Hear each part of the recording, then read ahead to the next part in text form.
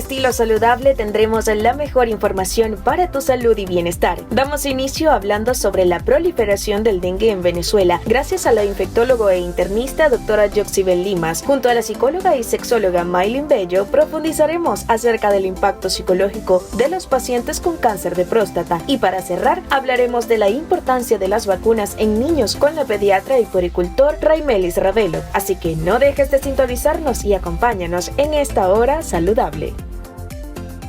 Amigos de Estilo Saludable, ya estamos preparados para conversar con la doctora Yoxibel Limas, quien es infectólogo e internista. Doctora, muchísimas gracias por recibirnos. Hola, muchísimas gracias por la invitación. Hablaremos sobre el dengue, un tema que está pues en la mesa en todos los venezolanos, ya que hay bastante proliferación de este virus. Para comenzar, ¿qué es el dengue?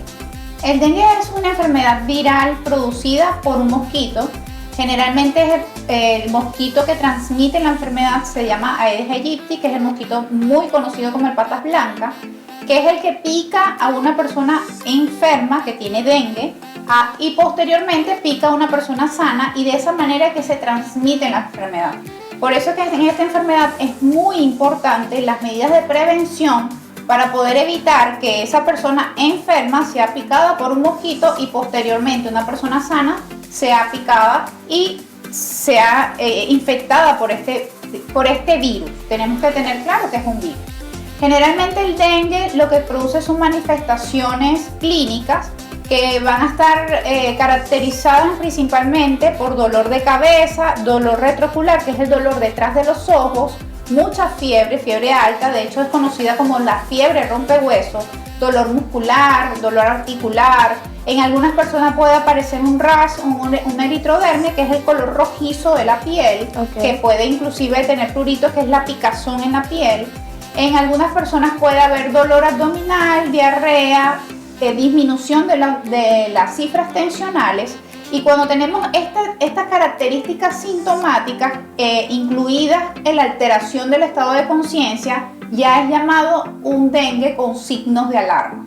Los signos de alarma, les repito, que es la alteración del estado de conciencia, vómitos, que la persona no tolere la vía oral, que tenga dolor abdominal, que haya sangrado, y en ese momento el paciente debe acudir inmediatamente a una institución de salud o a su médico de confianza, porque ya allí el paciente puede estar hospitalizado.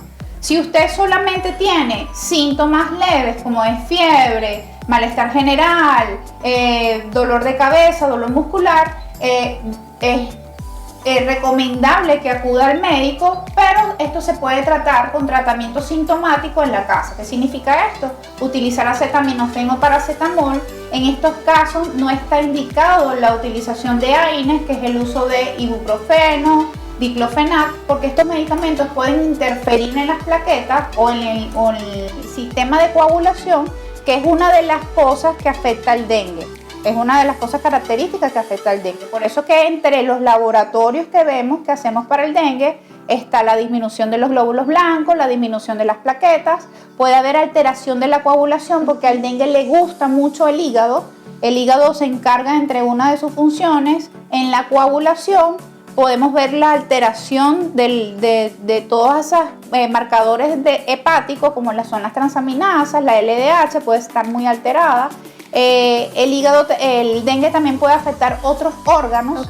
Puede haber inclusive líquido libre en otras cavidades, puede haber líquido en el pulmón, líquido en el abdomen, líquido en el corazón, que es producto de esa extravasación de líquido, que es la salida del líquido dentro del vaso sanguíneo hacia la parte de afuera del vaso sanguíneo, y eso hace que se acumule líquido, y esto también es un signo de alarma del dengue. Por eso es que tú ves que los pacientes con dengue están hinchados, están edematizados, porque se produce esa alteración en la vasculatura y hace que salga el líquido de los vasos sanguíneos. Doctora, ¿cuándo llama nuestra alarma y podemos diferenciar de que no es un virus común, sino que realmente es dengue? Sí, por ejemplo, cuando tenemos estos signos de alarma, si el paciente no tolera la vía oral, si el paciente tiene alteración del estado de conciencia, está muy dormido o está muy irritable, si el paciente está sangrando, si el paciente tiene dolor abdominal, tiene diarrea, hay signos de deshidratación, lo ves muy seco, sin saliva, sin lágrimas en los ojos, esos son signos te definen que debes ir inmediatamente a una institución de salud o con tu médico de confianza, porque esos son los signos de alarma y ese paciente debe estar hospitalizado. Hay otra fase del dengue, que es el dengue grave, cuando el paciente ya está con alteraciones hepáticas, alteraciones de muchos órganos, sangrado activo. Entonces ya ese paciente debe también estar hospitalizado, inclusive puede estar en la terapia intensiva, y en algunos casos esos pacientes, si no son tratados en el momento adecuado, pueden inclusive fallecer. El dengue, si no se trata adecuadamente en el momento justo, puede llegar a tener muertes por dengue. A eso quería llegar. ¿Qué complicaciones puede traer el dengue en un paciente que no es tratado a tiempo? Sí, por ejemplo, si hay signos de alarma y ese dengue progresa a un dengue grave, el dengue puede alterar la función hepática. El hígado se encarga de la coagulación. Ese paciente puede tener un trastorno de coagulación, que es una CID, se llama médicamente. Ese paciente puede tener alteración del estado de conciencia, puede tener líquido en la parte del corazón, en la parte del pulmón, en la parte abdominal. Y ese paciente puede progresar a un shock por virus y puede, si no se trata a tiempo y ese paciente no acude adecuadamente a un sitio de salud y se trata de una manera adecuada y rápida, ese paciente puede fallecer. ¿Tiene algún tipo de clasificación este virus? Sí, la clasificación antes se llamaba, no sé si lo recuerdas, dengue clásico y dengue hemorrágico. Ya ahorita esa clasificación no se utiliza. Se utiliza dengue con signos de alarma, que son estos signos de alarma que te estoy mencionando, dengue sin signos de alarma, que es ese dengue que se puede tratar en la casa, y dengue grave, que es el dengue que puede terminar en muerte. Doctora, ¿es igual el dengue en niños y en adultos? Puede haber diferencias. Lo importante es tener presente que las personas tengan en mente esos signos de alarma para poder evitar llegar a las complicaciones más severas del dengue. Si tú acudes en el momento adecuado a una institución de salud, si tú ves que no toleras la vía oral, que tienes vómito, que tienes diarrea, que tienes dolor abdominal, que estás sangrando, que tienes irritabilidad, tú debes acudir inmediatamente, porque no es lo mismo tratar a una persona a tiempo que tratar ya a una persona cuando ya tiene muchas complicaciones, y ya a veces echar para atrás todas estas complicaciones es difícil. Por eso tenemos que tener en cuenta estos signos de alarma para acudir inmediatamente a un especialista. Un tema bastante amplio, doctora, y vamos a seguir en la próxima parte. Amigos, no se despeguen, ya volvemos con mucho más de Estilo Saludable. Amigos, volvemos con mucho más de Estilo Saludable. Sigo en compañía de la doctora Yoxibel Limas, quien es infectólogo e internista. Seguimos conversando sobre el dengue. Doctora, ¿existe alguna vacuna que nos pueda liberar del dengue o proteger? Sí, existen vacunas del dengue. Nosotros no lo tenemos disponible en Venezuela. De hecho, iniciaron con una vacuna que se debe colocar en personas que ya habían tenido dengue, porque tenía la probabilidad de que se diera dengue en esas personas que no habían tenido anteriormente un dengue. Pero ya existen otros laboratorios que están creando vacunas en donde el riesgo de que tú tengas dengue con estas vacunas ha disminuido y han sido efectivas hasta el momento. Son vacunas que están siendo todavía como relativamente nuevas. Nosotros todavía no las contamos en el país, pero existen vacunas que son muy prometedoras para evitar que nosotros tengamos estos síntomas severos del dengue. Una vez que algún paciente haya tenido dengue, ¿puede volver a recaer? Ya que es un mito que muchas personas que dicen, no, si te dio dengue ya no te vuelve a dar. Sí, dependiendo cómo lo veamos. El dengue tiene 4 tipos de dengue. Okay. Si tú tienes un tipo de dengue, no te va a repetir ese tipo de dengue, pero tienes la oportunidad de tener 3 tipos más de dengue. Okay. Y el dengue tiene la característica de que si te dio un tipo de dengue, cuando repites otro tipo de dengue, puede ser inclusive un poquito más severo que el primero, o más severo que el primero, y tener complicaciones o signos de alarma que no los tuviste en la primera vez. Entonces, por eso es que es importante realizar la prevención para evitar contagiarnos de dengue, y que tener también esa conciencia de que si tenemos dengue, tratar de evitar que nos pique el mosquito, porque nosotros vamos a ser el causante de que ese mosquito se lleve ese virus a otra persona que no tiene dengue. Doctora, ¿cómo podemos evitar la proliferación del dengue? Ok. Nosotros siempre tenemos en mente que la proliferación del dengue la debemos hacer a través de fumigaciones. Pero debe ser como una actuación en conjunto de todas las medidas, porque ¿qué pasa solamente si fumigamos? Si fumigamos solamente mueren las fases adultas del mosquito, Okay. Es decir, las que están en el aire volando, el mosquito ya volando. Pero ¿qué pasa con esas larvitas que quedan en el agua, que están creciendo? Esas no van a morir con una fumigación. Primero debemos tratar de evitar de mantener aguas estancadas. El dengue generalmente crece en las aguas limpias, Okay. no en aguas sucias. Y ahorita que como estamos en periodo de lluvia, que por eso es que tenemos un aumento de los casos de dengue, debemos evitar todos esos envasecitos que quedan en el jardín, en la calle, tapitas, inclusive las tapitas de agua, que allí se deposita el agua y allí puede crecer el mosquito y reproducirse y posteriormente, que generalmente es la hembra la que pica y la que transmite la enfermedad. Y entonces por eso debemos evitar inclusive el estancamiento de agua en los floreros, cambiar el agua de los floreros. Siempre yo digo estas matitas que acumulan agua, como las bromelias, sabes que ellos tienen como unos depósitos allí de agua, tratar de evitar dejar esos depósitos de agua y tratar de evitar dejar cualquier depósito en un caucho, en algún envase, donde le caiga agua de lluvia y allí sea un ambiente perfecto para el crecimiento del mosquito. También, si nosotros vamos a ir a un lugar donde sabemos que hay mosquitos que te pueden picar, utilizar la ropa adecuada, utilizar manga larga, repelentes, y así evitar que a ti te pique el mosquito. Otra cosa es que si tú tienes dengue, te diagnosticaron con dengue o sospechas que tienes dengue, utilizar telas mosquiteras para evitar que te pique el mosquito y evitar así que transmitas la enfermedad del dengue. Otra cosa que debemos utilizar es las telas metálicas para evitar que ese mosquito entre a tu domicilio y así podamos evitar la picadura de una persona enferma y posteriormente una persona sana. Doctora, muchos de los mitos que existen es que el dengue o una persona que tenga dengue en casa se lo va a contagiar a otra persona nada más por estar con ella. ¿Es correcto esto? No, para nada. Como te he dicho, el dengue solamente se transmite si hay un mosquito, generalmente la hembra, que pica a una persona enferma con dengue y posteriormente pica a una persona sana que no tenga dengue. Esa es la única manera de transmisión del dengue. Y en cuanto al tratamiento, ya conversamos acerca de que nada más es acetaminofén. ¿Pero la alimentación influye en el alza de las plaquetas? En el alza de las plaquetas no específicamente. No, el dengue no tiene un tratamiento específico, eso es importantísimo que lo hayas mencionado. No hay un tratamiento específico para el dengue, es decir, no hay un medicamento que sea contra el dengue o que sea para mejorar las plaquetas del dengue o mejorar la función hepática del dengue o mejorar las complicaciones del dengue. Solamente que hay que utilizar medicamentos para evitar los síntomas que se producen por el dengue. Por ejemplo, eso de utilizar paracetamol y acetaminofén es para evitar las fiebres altas. Si yo con estos medicamentos no evito que disminuya la fiebre, puedo utilizar medios físicos, bañitos de agua en la frente, baños de agua fría, y así evitar que suba la fiebre y sobre todo en niños que pueden tener complicaciones por fiebre.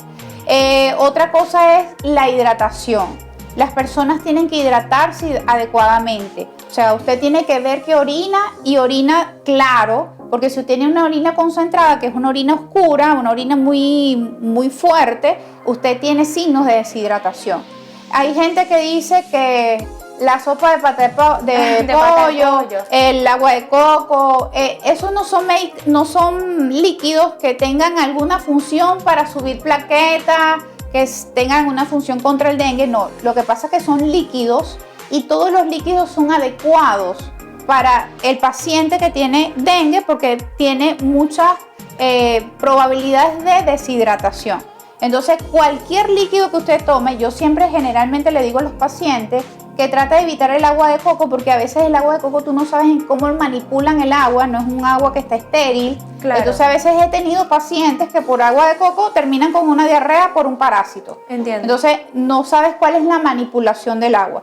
El hecho es que usted debe estar completamente y adecuadamente hidratado en su casa en el caso de los dengues sin signos de alarma.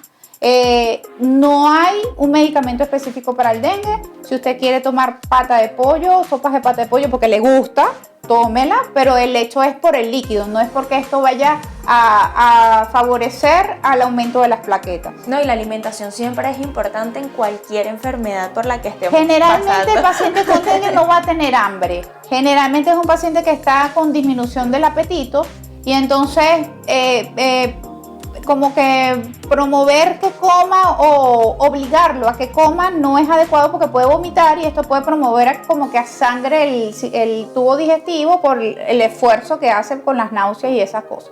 Pero lo importante es que se mantenga hidratado. Lo más importante es que el paciente no llegue a la deshidratación porque la deshidratación, si es severa o moderada, puede tener complicaciones posteriores. Doctora, ¿cuánto tiempo tardan en aparecer los síntomas una vez haya sido uno picado por el mosquito? Sí, hay como fases del dengue. Primero es una fase de incubación, que es el momento en que te pica el mosquito. Generalmente esto puede ir entre 2 a 7 días, en el momento ya que empiezas a tener las manifestaciones clínicas del dengue, que es el dolor de cabeza, la fiebre, el malestar, el dolor muscular. Hay una fase febril, que es donde hay fiebre. Posteriormente hay una fase de recuperación, que generalmente es ese paciente que no tiene signos de alarma, que pasa de la fase febril a la fase de recuperación y ya el paciente se mejora. Pero hay pacientes que no pasan estas fases tan rápido. Generalmente cuando el paciente deja de tener fiebre es cuando más hay complicaciones o se pueden ver evidencia de disminución de plaquetas, de alteraciones hepáticas o alteraciones de deshidratación, insuficiencia renal inclusive. Justamente cuando dejas de tener fiebre, esos 48 horas posteriores son muy importantes porque es como la fase más delicada del dengue en los pacientes que tienen signos de alarma.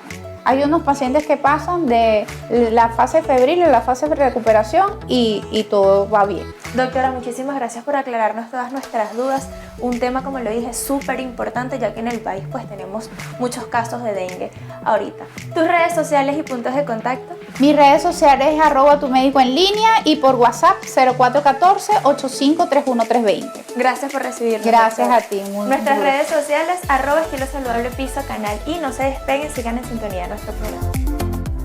Amigos, estamos de vuelta con mucho más de Estilo Saludable y en esta oportunidad me encuentro con Maylin Bello, quien es psicólogo, sexólogo y orientadora de la conducta. Maylin, muchísimas gracias por recibirnos. No, súper feliz de estar aquí en tu espacio Estilo Saludable con este tema tan interesante para todos ustedes. Por supuesto, bueno, aprovechando que es noviembre, mes de la salud masculina, hablaremos sobre cómo afecta ese diagnóstico a nivel psicológico a estos pacientes que son diagnosticados con cáncer de próstata. ¿Cómo afecta a la salud mental? Sí, mira, la salud mental es primordial para que el paciente continúe con su tratamiento, ya que esto puede inclusive intervenir de manera negativa y que el paciente se tome la medicación o se haga tratamiento conveniente, o las conductas que puedan tener que pueda afectar sus áreas secundarias, ¿no?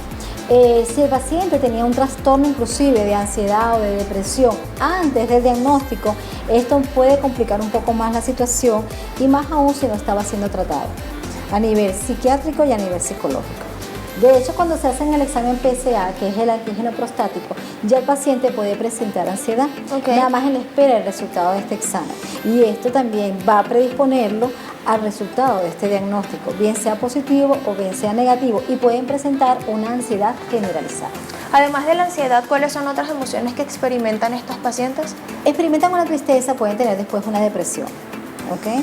Una depresión que los puede llevar y puede llegar inclusive a una depresión mayor. Por esto es que no podemos descuidar la parte psicológica de los pacientes con cáncer, y en este caso que estamos hablando con cáncer de próstata. El hombre siente que ha perdido la masculinidad, lo relaciona mucho con este tema. El hombre siente que ya dejó de ser hombre, que ya no va a funcionar, porque todo está relacionado con su función sexual. Y esto, por supuesto, va a afectar, si tiene pareja, su relación de pareja, su parte laboral inclusive se puede ver afectada, se desmotiva para trabajar, se desmotiva para tomarse los medicamentos o para ir al tratamiento, porque inclusive sin saber aún en qué estado pueda estar el cáncer, puede darse por vencido ya. Claro. ¿Cuándo es necesario que un paciente que se ha diagnosticado con cáncer de próstata acuda al psicólogo? De inmediato y conjuntamente si tiene pareja, su pareja o la persona cuidadora. Porque a veces nos olvidamos de la persona que cuida al paciente o que acompaña al paciente, pero esta persona también se ve afectada psicológicamente y puede también socavar un estrés, socavar una ansiedad y socavar una depresión. Entonces, para que tenga ese apoyo y esa ayuda, porque la familia y la pareja es muy importante para un paciente con este diagnóstico, también debe ser tratado psicológicamente. Recuerda que, Carla, yo siempre le digo en todos los espacios, la atención a tiempo va a marcar la diferencia. Mientras más pronto vamos al especialista, muchas cosas podemos prever. Aquellas personas que están solos, Maylin, ¿cómo hacen? Mira, aquellas personas que están solos, y como te mencionaba, más aún si nunca fueron tratados algún trastorno que tengan presente, pues lo ideal es que te refugies en un amigo, se refugie quizás en un jefe, un compañero de trabajo, ¿ok? Y si tiene algún familiar, algún vecino, no quedarse siempre solo, porque primero somos seres sociales y en este momento tan crítico y a veces quizás no saben a qué especialista acudir, a refugiarte con esta persona, pues esta persona quizás lo oriente a los especialistas. Acá en Venezuela contamos con lugares públicos y privados que atienden a nivel psicológico, o sea, tenemos esa ventaja que pueden ser atendidos tanto en hospitales como en clínicas para prever y atender al paciente que esté pasando por este proceso. ¿Qué recursos utilizas al momento de ayudar a un paciente con cáncer de próstata? Mira, lo primero que hacemos con este paciente es entender que su sexualidad nada más no se centra en el coito y en la intimidad, ¿no? Al quitar todos esos tabúes y errores de concepto y también poder medir en qué nivel está su ansiedad, ¿okay? Poder medir si en verdad tiene otro trastorno que se adjudica, se aplican test para poder hacer eso, se hace una entrevista completa, pero siempre estamos dando esta parte previa mientras que vamos haciendo este diagnóstico. Esta parte previa donde el paciente aprende a relajarse, a conocer más del tema, educarse más sobre el cáncer, porque a veces nos metemos en papá internet y wow, nos alarmamos sin saber en qué condición está y que además existen muchos adelantos a nivel médico para estos tratamientos. ¿Cuándo dices ya basta del acompañamiento, ya este paciente está sano? El mismo paciente se da cuenta de su mejora. El mejor evaluador es el paciente. Cuando el paciente, a veces hay pacientes que sienten tanta empatía con el terapeuta que quieren volver a contar uno y otro cuento, pero ya por el objetivo principal, el paciente dice, ya lo superé, ya puedo tener una sexualidad plena con mi pareja y he abordado y he conocido otras alternativas en la intimidad que tengo. Y vamos entonces a trabajar quizás otros problemas que tengan, pero no ese por el cual llegaron. La pareja, la has mencionado pues bastante. ¿Va de la mano? ¿Se hacen las terapias en conjunto? ¿Se hacen terapias separadas? Sí, mira, las terapias se hacen en un momento separadas y juntas. ¿Por qué separadas? Primero porque cuando estamos a solas con el terapeuta podemos decir que realmente cosas que me desagradan o que hice o que hago que no lo puedo decir delante de mi pareja porque lo que va a generar es un conflicto mayor y eso es bueno conocerlo. Luego se centran juntos, primero para dar una educación previa sobre el tema, ¿no? Una educación sexual para que sepan cómo convivir y cómo sobrellevar, una educación psicológica para darle esa barrera de convivencia familiar y además también si hay hijos, porque nada más pensamos en esta persona, pero acuérdense que cuando hay una enfermedad en casa puede haber un daño colateral en toda la familia. ¿Por qué? Porque toda la dinámica familiar cambia. Entonces es bueno que la pareja sepa cómo vamos a abordarlo, cómo lo vamos a hablar con la familia. Mira, papá o el abuelito está pasando por esto, ¿cómo lo vamos a abordar? ¿Cómo lo vamos a sobrellevar? Para en lugar de ponernos chiquiticos, pues más bien darnos fuerzas para poder sobrellevar este tema. ¿Cómo abordas la tristeza y la depresión en estos pacientes? Mira, la tristeza y la depresión tienen un abordaje diferente en cada persona, porque hay que conocer primero los factores que dan. Por eso es que muchas veces lo que buscamos en las redes no es suficiente y decimos, pero es que yo hice todo lo que hice en las redes. Claro. Yo hice la respiración diafragmática, yo me fui al parque del este, yo hice lo que decían otras personas que hablan, otras que no son científicas, pero a la larga no me terminó funcionar, porque primero cada persona tiene una causa diferente por la cual está afectando esta dinámica del cáncer. Entonces por eso es que hacemos un diagnóstico previo para dar las técnicas pertinentes para la tristeza o la depresión. Maylin, en cuanto a los hijos, ¿qué papel juegan los hijos? Porque hablamos de las parejas, pero yo creo que los hijos también son un punto clave e importante, que a veces los padres pues quieren tener esa barrera o quizás mostrarse fuertes. ¿Cómo hacen los hijos para penetrar esa barrera?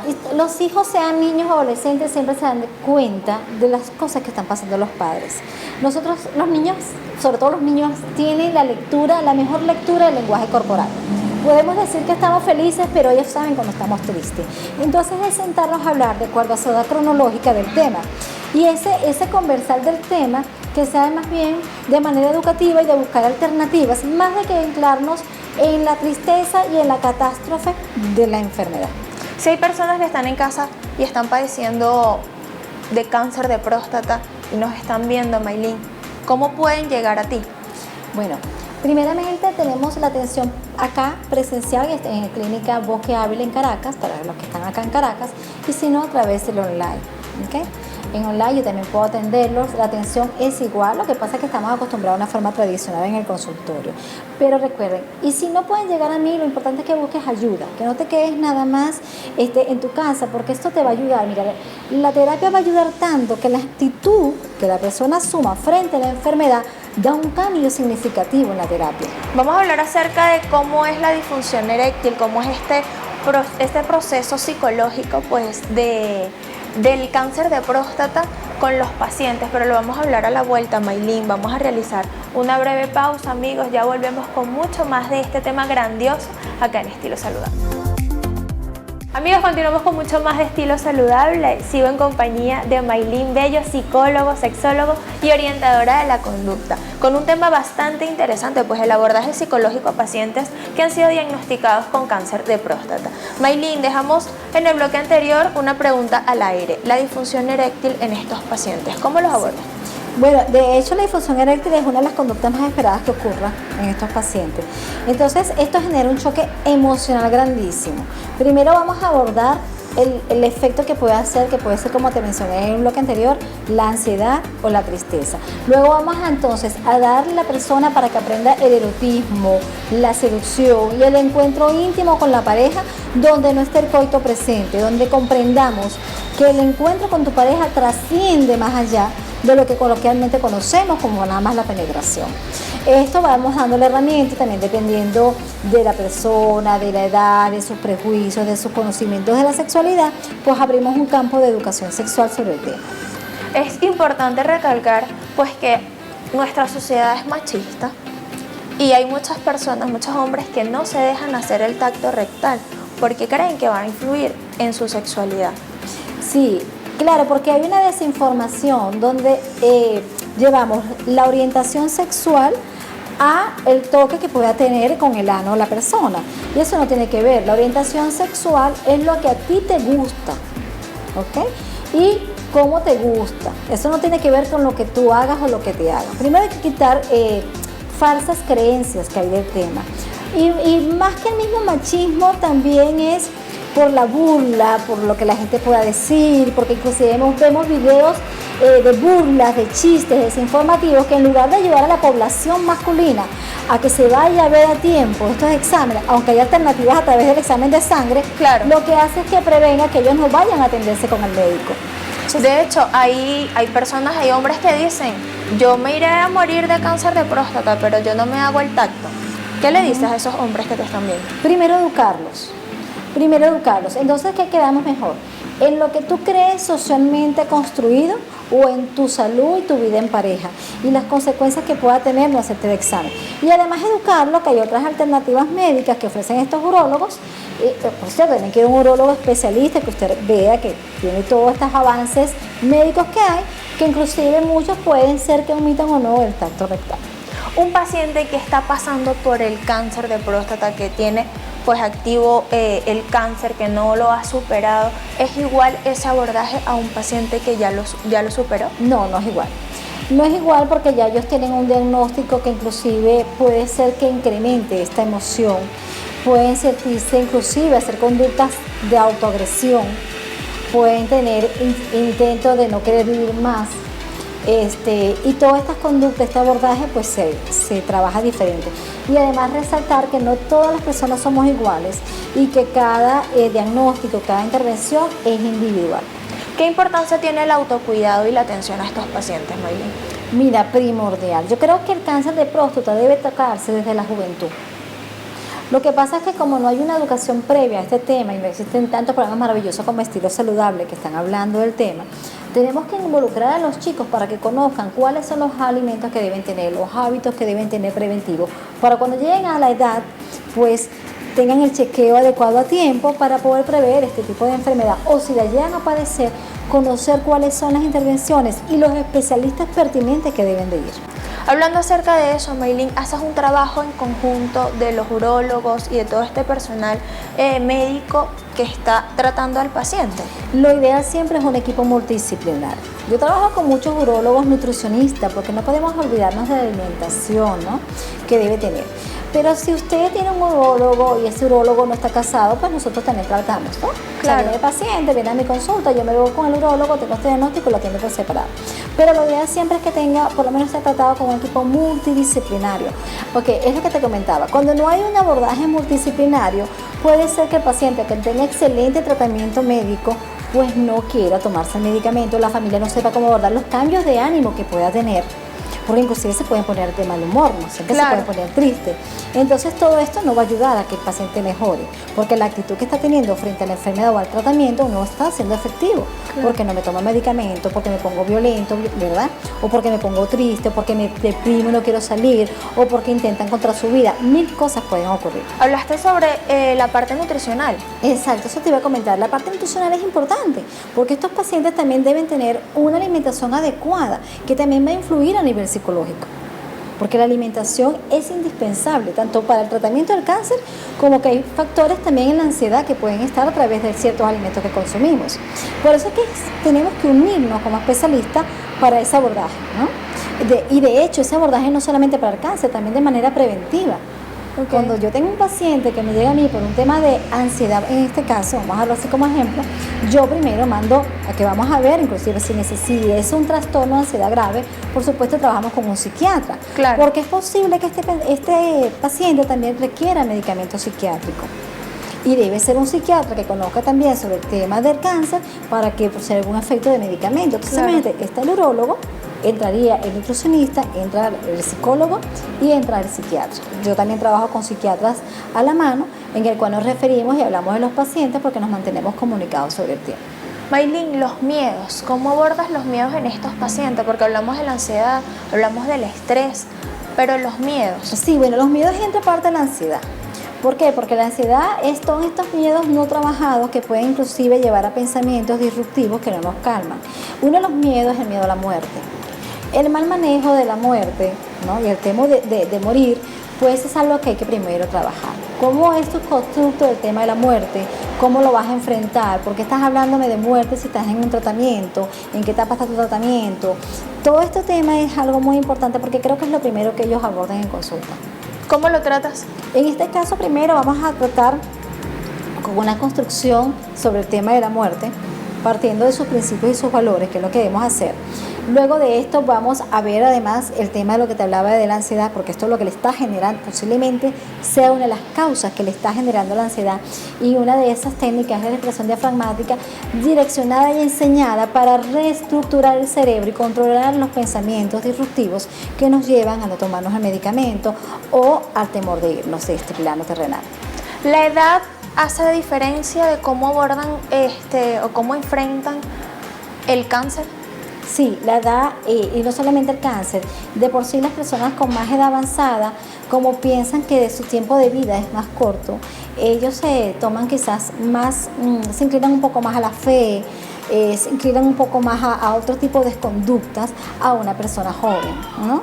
Entonces esas son las cosas que vamos a diagnosticar para ver cómo es su historia clínica, para ver cómo es lo que tú estás pensando, cómo lo estás manejando, y tomamos en cuenta también las creencias de la persona. Maylin, un tema bastante amplio, ya nos quedamos sin tiempo. Aquí podemos seguir.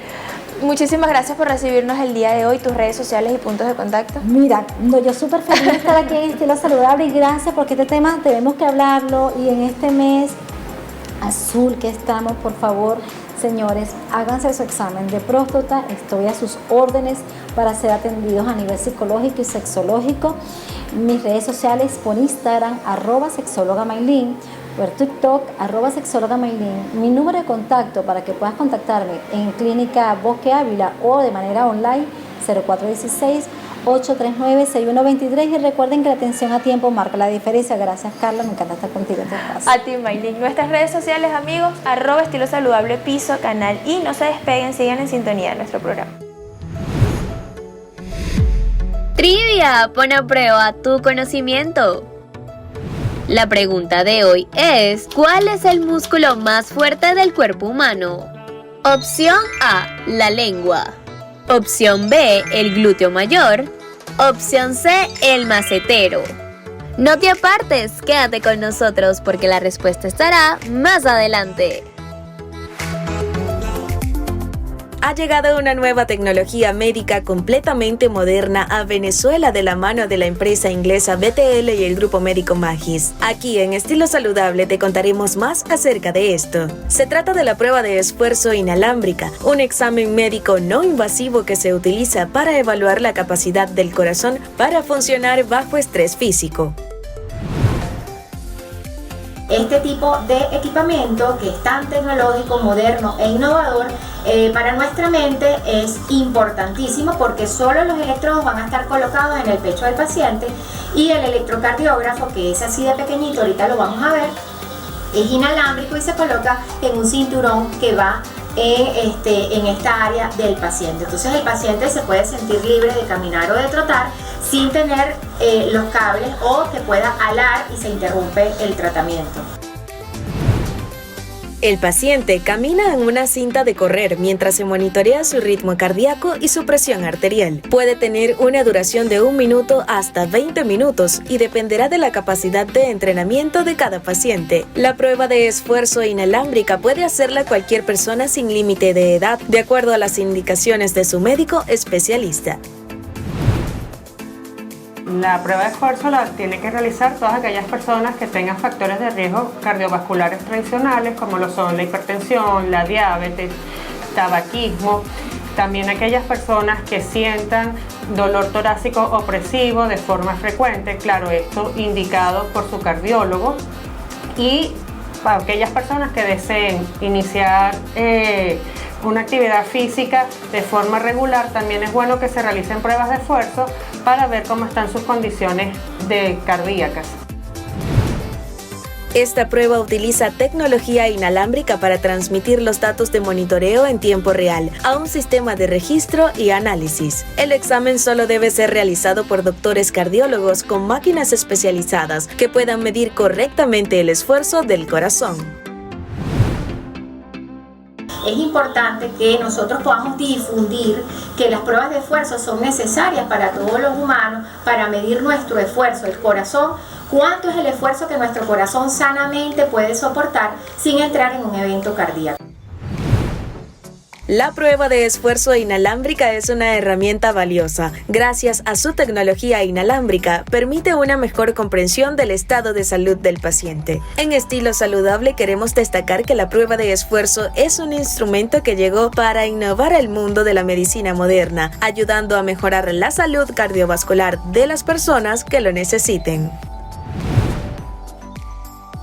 Seguimos con mucho más de Estilo Saludable y es momento de conversar con la doctora Raimelis Ravelo, quien es pediatra. Doctora, muchísimas gracias por recibirnos el día de hoy. Hola, muchas gracias, un placer, todo el gusto es todo mío, gracias. Hablaremos sobre las vacunas, doctora. Cuéntanos qué son las vacunas. Ok, las vacunas no son más que un preparado de sustancias de virus vivos atenuados, bacterias y toxinas que una vez aplicadas en el sistema del organismo va a generar una inmunidad. Es decir, una defensa contra ciertos antígenos para protegerlos de enfermedades. ¿Cada cuánto tiempo o cómo es el esquema, el plan de vacunación que se debe tener con nuestros hijos? Ok, bueno, aquí les tengo el esquema de inmunizaciones de la Sociedad Venezolana de Puericultura y Pediatría actualizado el año 2023, en el cual vemos cuando nuestro bebé nace, se deben aplicar 2 vacunas que las tenemos encontradas en el sector público, como son la BCG y la hepatitis B. La vacuna contra el BCG nos protege contra la tuberculosis y la BCG y la hepatitis B contra la hepatitis B. A los 2 meses inicia otro nuevo esquema de vacunación. Inicia la pentavalente, la polio en el sector público y en el sector privado tenemos la neumococo y la rotavirus. A partir de los 6 meses inicia la vacuna de antigripal o influenza. A partir de los 9 meses la meningococo. A partir del año recibe la varicela, la hepatitis A, fiebre amarilla, la trivalente viral que protege contra rubiola, parotiditis y sarampión. Y bueno, estas. Y ya después al año tienen los refuerzos.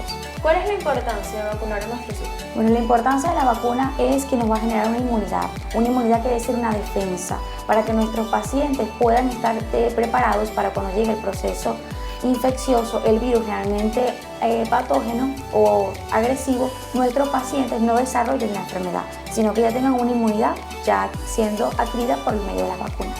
¿Existe alguna contraindicación al momento de aplicar las vacunas a los niños? Actualmente no. Anteriormente se decía que si un paciente presentaba algún proceso viral, por ejemplo una gripe, estaba contraindicada la administración de las vacunas, debido a que tenía un proceso viral dentro de su organismo y al estar en contacto con una vacuna, eso iba a aumentar el proceso. Actualmente ya no se aplica, aunque el paciente tenga algún proceso viral, igual se puede colocar las vacunas. ¿Cuáles son los mitos más comunes que llegan a tu consulta en cuanto a las vacunas? Bueno, los mitos más comunes es que si tiene gripe no se puede aplicar la vacuna, si está dando lactancia no se puede aplicar la vacuna, que la vacuna puede dar autismo, puede dar poliomielitis y varios tipos de enfermedades. Vamos a desmentirlos, ¿son ciertos? No, no son ciertos. Las vacunas son totalmente seguras, son totalmente aprobadas y generalmente dan una defensa y una inmunidad importante a nuestros pacientes pediátricos. ¿Cuánto tiempo pasa después de aplicarse la vacuna en el que haga efecto contra la inmunidad? Bueno, realmente 30 minutos. Una vez administrada la vacuna, se espera por lo menos 30 minutos y el paciente puede presentar de forma común, puede presentar febrícula o fogaje como una respuesta a los anticuerpos que está formando la vacuna en el organismo y el paciente puede presentar. ¿Qué es lo que no esperamos? Que haya cambios de coloración, que haya aumento de volumen, que haya alimentación funcional en el lugar de la inoculación de la vacuna. Lo esperado es que pueda tener fiebre o febrícula en el momento de la administración. Un mito muy común, doctora, es que los padres creen que una vez vacunados ya al niño no les va a dar absolutamente nada. Si son vacunados contra la influenza, ya no les va a dar influenza. ¿Esto es cierto o sí le llega a dar esta influenza, pero un poco más leve? Sí le puede llegar a dar. Recuerdo que las vacunas lo que va a generar es una inmunidad, o sea, como una defensa. Cuando llegue el virus patógeno, el infectante, al organismo, ya su organismo va a saber defenderse. Pudiese desarrollar la enfermedad, pero con unos síntomas más leves, o como pudiera no desarrollar la enfermedad. Eso depende del sistema inmunológico de cada paciente. Tenemos también en mesa la vacuna contra el VPH en niños. ¿Puedes hablarnos acerca de esto? Correcto. La vacuna contra el VPH en niños es una vacuna que se aplica a partir de los 9 años de edad. Si tienen menos de 9 años se coloca 2 dosis, una primera dosis en una fecha determinada y una segunda dosis a los 6 meses. Si tienen mayor de 14 años de edad se colocan 3 dosis, la primera dosis en una fecha determinada, la segunda dosis después de los 2 meses y la tercera dosis después de los 6 meses. Estas vacunas en el mercado existen 2 tipos de vacunas de nombres comerciales. Tenemos la vacuna Gardasil 4 y la vacuna Gardasil 9. ¿Cuál es la diferencia? La vacuna Gardasil 4 es la vacuna que nos protege contra 4 cepas contra el VPH. Okay. Y la vacuna contra el Gardasil 9 es la vacuna que nos protege contra 9 cepas contra el VPH. Estos tipos de virus de papiloma humano, VPH, que es lo que significa que es una enfermedad de transmisión sexual, hay algunas de estas cepas que pueden generar verrugas genitales y otros son causantes de cáncer. Generalmente en la mujer es la principal causa de cáncer de cuello uterino y en el hombre puede dar cáncer anal o peniano en varias zonas. ¿Cuál es la importancia de aplicar estas vacunas en los infantes? Bueno, la importancia es que lo va a generar a nuestros pacientes una protección. Ya cuando ellos estén más grandes y ya vayan a iniciar su actividad sexual, van a tener una protección ante cualquier proceso como es la promiscuidad y contra este virus que está generalmente muy frecuente en el medio actual. ¿Cómo saber cuál es la vacuna indicada para cada uno? Bueno, realmente cualquiera de las 2 vacunas puede estar certificado, simplemente que la vacuna Gardasil 9 protege contra 9 cepas. La protección es mucho mayor y más amplia que la Gardasil 4.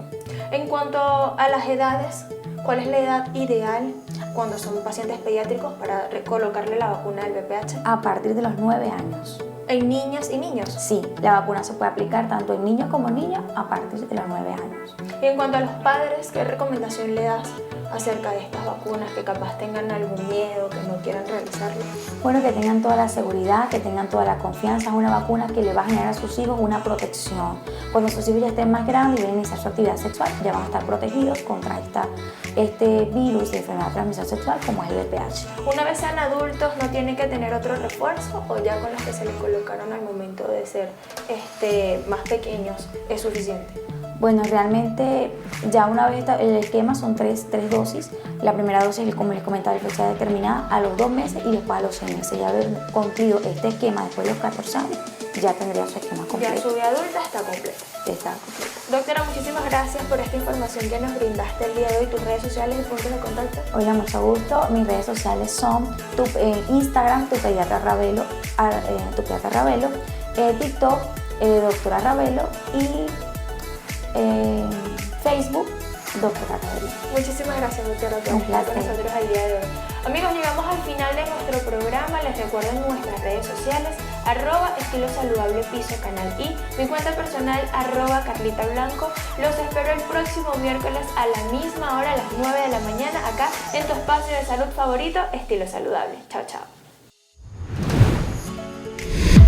Trivia, pon a prueba tu conocimiento. Y llegó el momento de conocer la respuesta correcta, y es la opción C.